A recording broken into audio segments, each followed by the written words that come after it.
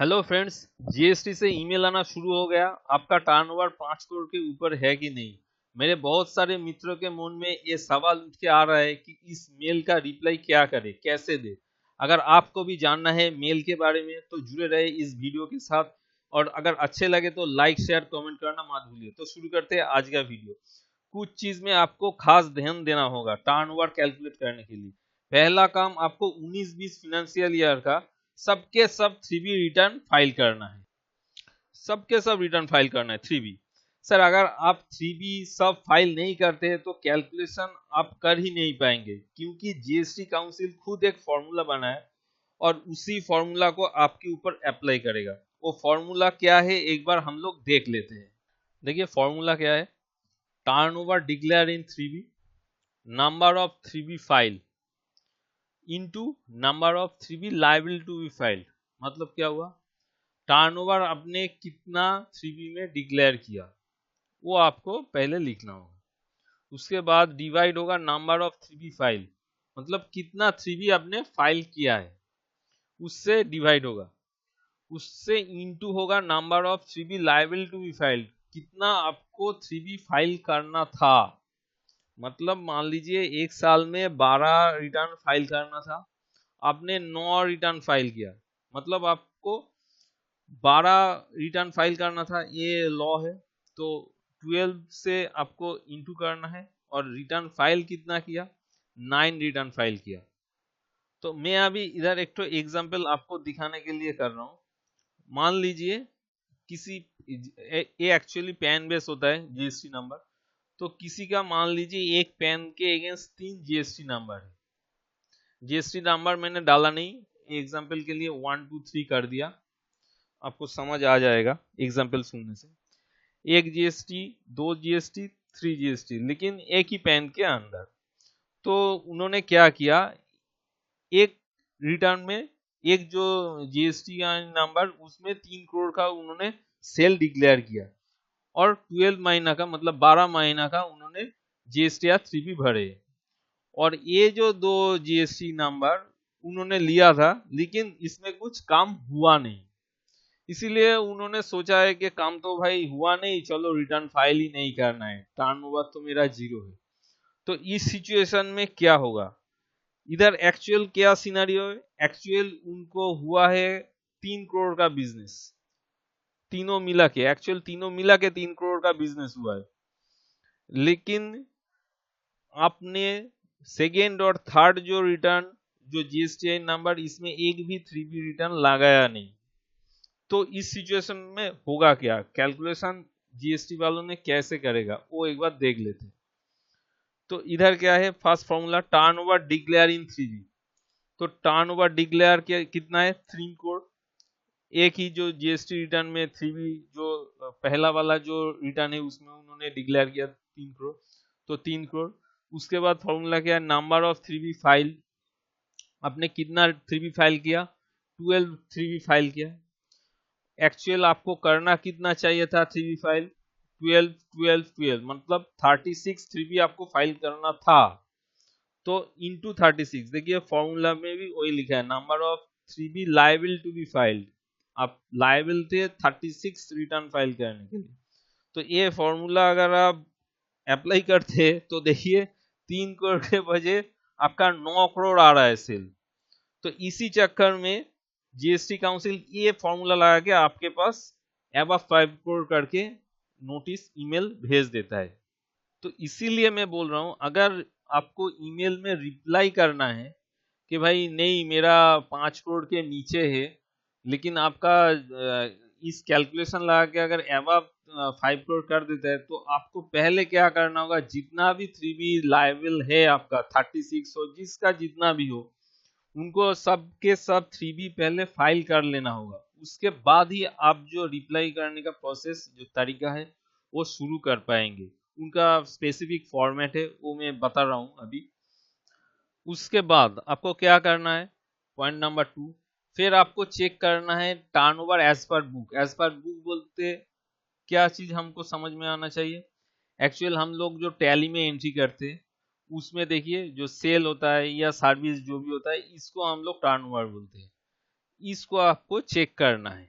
अगर बुक्स में turnover below 5 crore है लेकिन 3B में एबव 5 करोड़ फाइल हो गया, मतलब गलती से, वो मैं बताने वाला हूं क्यों हो सकता है 3B में गलती। अगर turnover as per book below 5 crore है तो आपको ग्रीवांस डालना होगा। ग्रीवांस में आपको टेबल के हिसाब से डाटा फिट करना है। आपको कैसे टेबल कैसा होता है ग्रीवांस का वो भी दिखाता हूँ। कुछ इस तरह का होगा ग्रीवांस का फॉर्मेट। देखिए, सीरियल नंबर आपको देना होगा। मतलब मैंने जो आपको अभी अभी दिया है एग्जांपल, एक पेन के ऊपर उनका 3 जीएसटीआई नंबर था, तो आपको क्या करना है, 1 2 3 सीरियल नंबर देना है। उसके बाद जीएसटीआई नंबर जो भी है, 3 जीएसटीआई नंबर आपको डालना है। उसके बाद रजिस्ट्रेशन डेट, मतलब कब आपने रजिस्ट्रेशन लिया हुआ है उस डेट को देना होगा। उसके बाद tax period of last 3B file, मतलब आपने कब लास्ट 3B फाइल किया है वो डेट देना होगा। उसके बाद date of filing of last GSTR 3B, कब आपने ये जो 3B रिटर्न कब आपने लास्ट फाइल किया है वो डेट आपको देना होगा। उसके बाद ये जो जीएसटीआई नंबर है तीनों, वो एक्टिव है कि अभी कैंसिल हो गया, प्रेजेंट स्टेटस क्या है, वो एक्टिव है कि कैंसिल है। अगर एक्टिव होगा तो एक्टिव, कैंसिल होगा तो कैंसिल आपको डालना पड़ेगा। उसके बाद turnover as per tax payer, आपके बुक्स के हिसाब से जो मैंने बताया, आप सिंपल टैली खुलेंगे या जो भी आप सॉफ्टवेयर यूज करते हैं आप खुलेंगे, उसके हिसाब से एक्चुअल टर्नओवर बुक्स में क्या है वो आप इधर डाल दीजिएगा तीनों में। अगर इसमें जो 2 और 3 जो आपने नील रिटर्न फाइल नहीं किया हुआ हो उसका अगर टर्नओवर 0 है तो 0 डाल दीजिए, कोई दिक्कत नहीं है। अच्छा, और एक बात मैं इसमें बता देना चाहता हूँ, टर्नओवर जीएसटीआर 3B से ये लोग डाटा उठा रहे हैं, तो डाटा 3B में कौन सा टर्नओवर है ये एक बार देख लीजिए। आप सबको पता है, फिर भी एक बार बोल दे रहा हूँ। आउटवर्ड टैक्सेबल, ये 3.1 जीएसटीआर 3B का मैंने ओपन किया है। Outward taxable supply other than zero rated, वो आप इधर जो अदर देन जीरो रेटेड है वो आप इधर डालिएगा, इसको आप ऐड कीजिएगा। मतलब टर्नओवर किस किस को ऐड करके टर्नओवर आता है, ये पॉइंट ए वाला आ जाएगा। Outward taxable supply zero rated, zero rated मतलब जो एक्सपोर्ट होता है बा आपका एसीजेड में जाता है गुड्स, वो हो जाएगा। और क्या है, other outward supplies nil rated exempt, जो नील रेटेड और एग्जेम्प्ट रेटेड है वो इधर आ जाएगा, वो भी आपका टर्नओवर में आ जाएगा। और क्या आएगा, नॉन जीएसटी आउटवर्ड सप्लाईज, जो नॉन जीएसटी गुड्स है वो इधर आ जाएगा। ये सब मिला के मतलब ए बी सी ई, 1 2 3 4, ये 4 मिला के जो होगा वही टर्नओवर होगा। और डी जो है inward supplies able to liable to reverse charge, ये जो inward supplies liable to reverse charge ये टर्नओवर में नहीं आएगा। Inward supplies liable to reverse charge कौन कौन सा है, जो लॉयर का फीस होता है वो हम लोग अगर पे करेंगे तो उसके ऊपर हमको जीएसटी पे करना है, लेकिन वो टर्नओवर में आएगा नहीं, जीटीए टर्नओवर के आएगा नहीं, वो हमको पॉकेट से जीएसटी पे करना है, उसके बाद उसको क्रेडिट लेना है। ये डी वाला जो है ये टर्नओवर में आएगा नहीं। अच्छा, जो मैं बोल रहा था कि आपका 3B में क्यों गलत हो सकता है।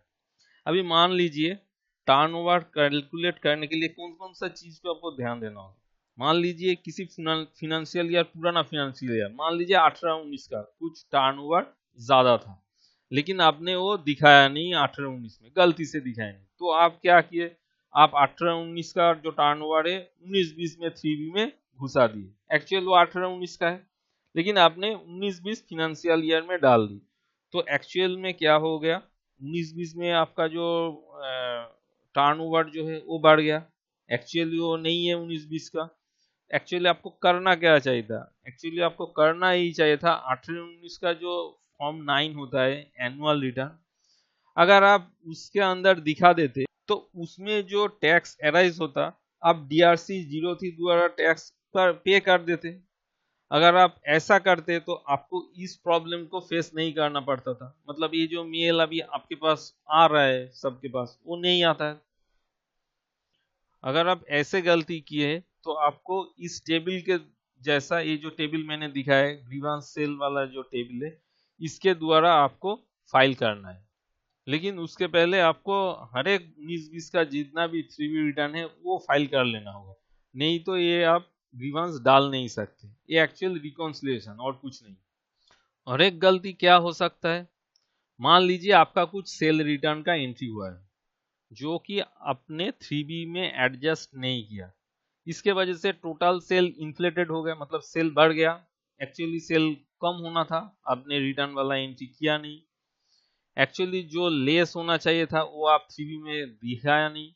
तो इस टर्नओवर को भी आपको रिकॉन्साइल करना होगा, और ग्रीवांस के अंदर जो टेबल है उसमें करेक्ट टर्नओवर दिखाना होगा इधर पे।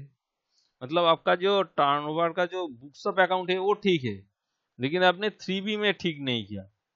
इसके वजह से क्या हो रहा है, आपका बुक्स के अंदर सेल कम है और 3B में अगर जीएसटी वालों ने ऐड कर रहा है तो ज्यादा हो रहा है। गलती आपका ही है, आपने सेल रिटर्न का एंट्री नहीं किया। तो ये एक तो गलती हो सकता है। और एक क्या हो सकता है, आप जिस ऑफिस स्टाफ के द्वारा 3B रिटर्न फाइल करते हैं उन्होंने 10 लाख को गलती से क्या किया है, 10 करोड़ कर दिया। हो सकता है, आप कुछ बोल नहीं सकते। ये भी आपको क्या करना होगा, ग्रीवांस सेल में ही डालना होगा। एक्चुअल जो बुक्स ऑफ अकाउंट में है टर्नओवर वही आपको ग्रीवांस में दिखाना होगा। लेकिन सब कुछ करने से पहले 19-20 का पूरा जीएसटी या 3B सब आपको फाइल करना है, नहीं तो ये सब स्टेप्स आप नहीं ले पाएंगे। लास्ट फाइनल सवाल, रिप्लाई कब करना है, जो मेल आ रहा है उसका रिप्लाई कब करना है। जब turnover as per your calculation below 5 crore है तब आपको एज पर टेबल, ये जो टेबल है, कैलकुलेशन करके मतलब रिकॉन्साइल करके ग्रीवांस में डालना होगा। और अगर कैलकुलेशन में टर्नओवर अबव 5 करोड़ होता है तो आपको रिप्लाई करना है नहीं है, कोई दरकार नहीं है, जस्ट इग्नोर कीजिए। रिप्लाई तभी देना है जब actual turnover below 5 crore, 5 crore के नीचे है, लेकिन आपका गलत 3B फाइल करने के चक्कर में टर्नओवर इन्फ्लेटेड हो गया, बढ़ गया है टर्नओवर, तभी आपको रिप्लाई करना है। लगता है मैंने काफी सारा आपका जो गलतफहमियां था वो दूर कर दिया। अगर वीडियो आपको अच्छा लगे तो प्लीज लाइक शेयर और कमेंट करना मत भूलिए। और इसी तरह के और भी अपडेट लेते रहूंगा। और भी अगर आपके मन में कुछ अपडेट चाहिए, कुछ जानना है तो प्लीज कमेंट बॉक्स में लिखिए, उसके बारे में भी मैंने वीडियो बनाने की कोशिश करूंगा। Thank you.